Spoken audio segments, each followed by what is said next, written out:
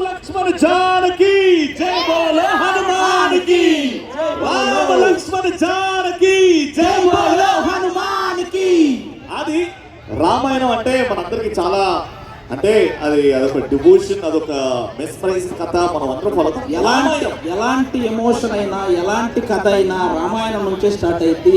ప్రతి ఒక్కరి జీవితంలో ఒక రామాయణం ఉంటుంది. అండ్ నీకు రామాయణం నేర్పింది ఏంటి? రామాయణం ఎవరికైనా మంచి, రాముడు చేసిన మంచి, రాముడు ఆయన నేర్పిన మంచి అంతకు మించి ఉంటుంది. అది నేర్చుకుంటే ఇంకా అంతకంటే బుద్ధిమంతుని కూడా ఉంటాడు. అంటే రామాయణంలో చాలా సెగ్మెంట్స్ ఉన్నాయి, అందులో నీ ఫేవరెట్ సెగ్మెంట్ ఏంటి? ఇక్కడ మా పెద్దమ్మగారు ఉన్నారు, ఒంగోలు పెద్దమ్మగారు. బాగున్నారా మేడం? నమస్కారం అమ్మా.